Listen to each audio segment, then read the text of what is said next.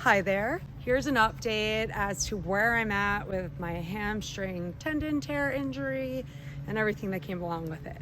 It's been nearly 11 weeks since I had my MRI and got the results. I continued physical therapy. I have been in physical therapy for like 18, almost no, not even.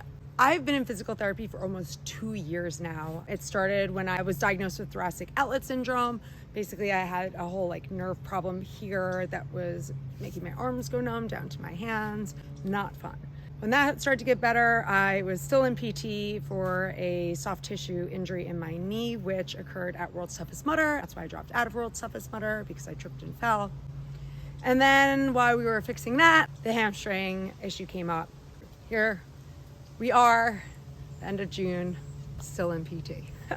Alex, who's my PT, he's phenomenal. He changed up some of the exercises that I was doing, but I've been doing a lot of the same exercises. As Shakira once said, the hips don't lie. And a lot of my issues definitely have started within the hips and the strength of my hips relative to the strength everywhere else. We had to add in some hamstring exercises. We started to avoid any exercise where I was putting stress on the tendon in a straight leg stance. That was a no-go. In the classic build-up, we started with isometrics, then moved to eccentrics and doing concentric movement now. We've been working on balancing everything out. I feel a lot more stable, a lot stronger, and I'm doing a lot better. After I got the MRI results, I basically just stopped doing everything until I spoke to my ortho and I spoke to my PT. Alex cleared me for a few things. Obviously physical therapy exercises and strength training. I was still able to do a lot of deadlifting, squats, pretty much everything. I definitely reduced the weight. I was initially cleared to walk, and that became kind of my main source of endurance training. Not really great endurance training. Look at that heart rate. This is not set to my running zones. I don't even think I'd be in zone 1 right now. At first, when I was walking, I wasn't pushing it that hard because I wasn't sure how my leg was gonna react. Crushing those 16-minute miles, 15-minute miles. Definitely a little achy. It's my bone, 100%. I know that from having a stress fracture before. And hopefully I feel okay later. Right now we're in just the testing zone. See my PT in 2 days and we'll have a better plan of action then.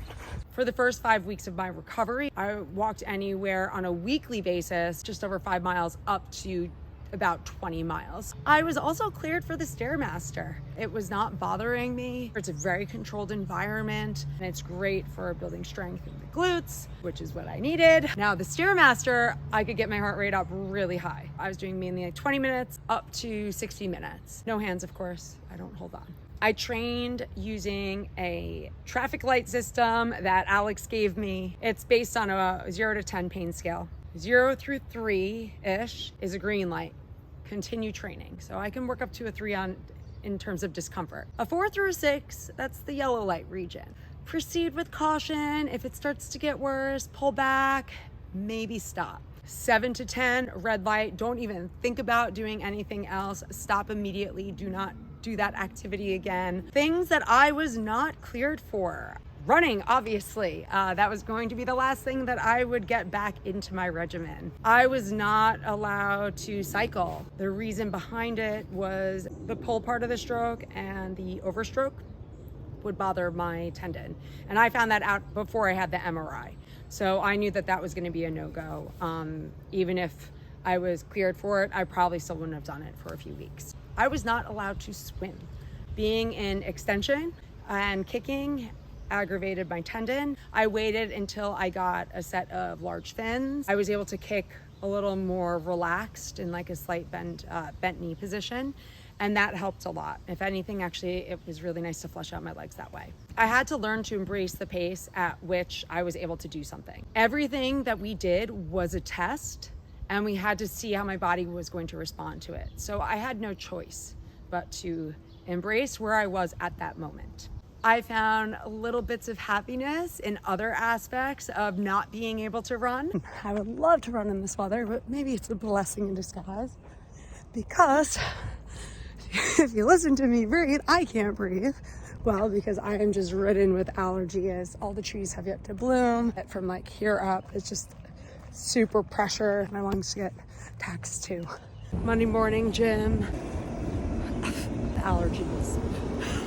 I'm not even tired, I'm just like foggy. Just gonna go through the movements. Gym is done. I feel like a space cadet. Speaking of space cadet, I left my water in the gym.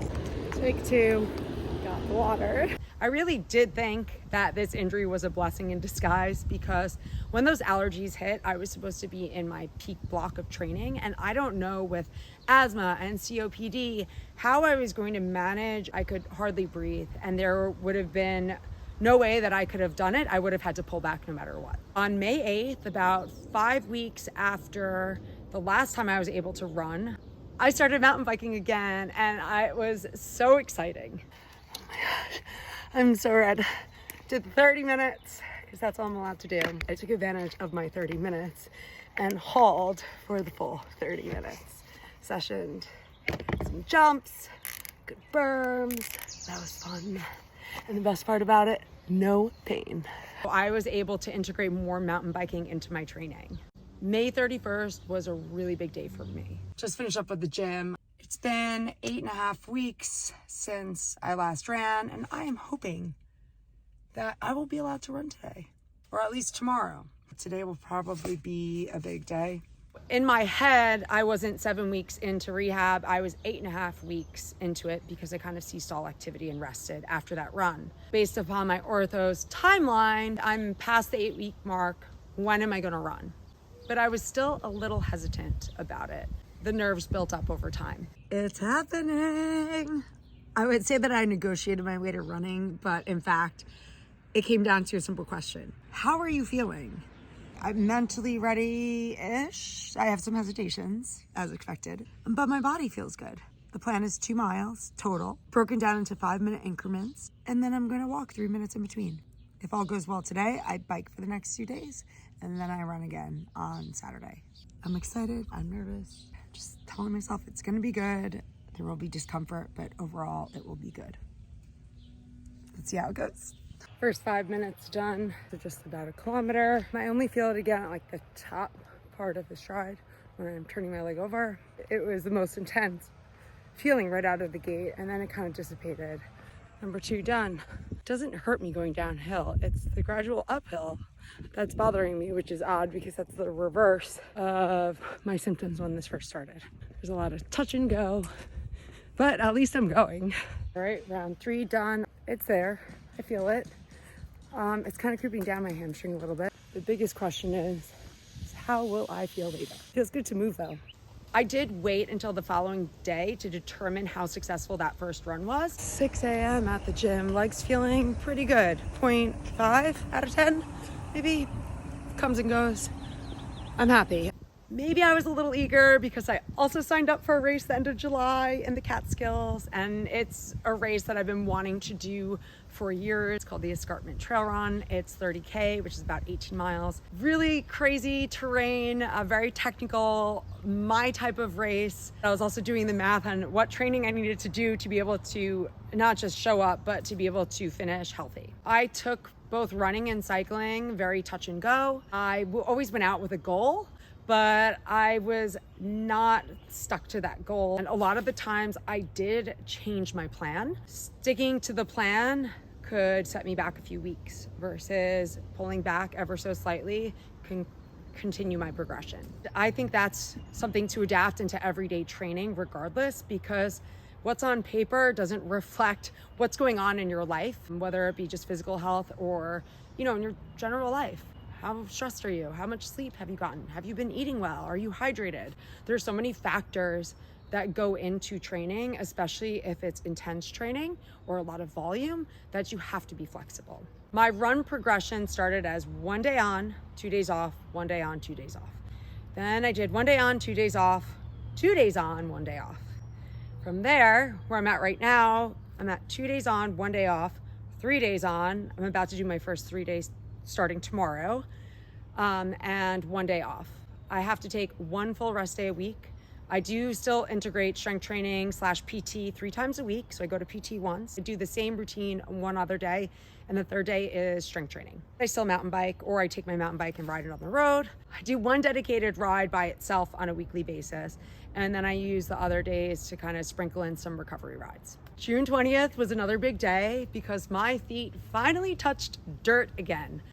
We've been sticking to the road because it's a lot more controlled environment. Tripping is not fun. So even if I were to slightly like clip my toe and have to jolt a little bit, the hamstring's going to stop me. That could easily aggravate my tendon. So we want to stay off of trail. So I went to trail. It was good, I think. Hour and a half-ish, maybe hour 15. I don't know. Did my little band warm up. Oh, I'm nervous. Easy, easy, easy. Easy, easy, easy, easy, easy, easy.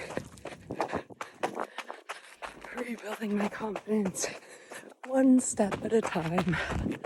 I definitely missed the simplicity of trail running. Road running is also very simple, but there's something about being in the woods by yourself, just with nature. It's just so pure. It's calming, but it's also energizing at the same time. I have a kitty cat visitor. Hi. Hello. Oh my gosh. Okay, I'm put you down. I also had a little wake-up call. Kind of knew it was going to happen, but it definitely punched me in the gut. Real talk for a moment. I'm out of trail shape. Not surprised by it at all, but I have my work cut out for me.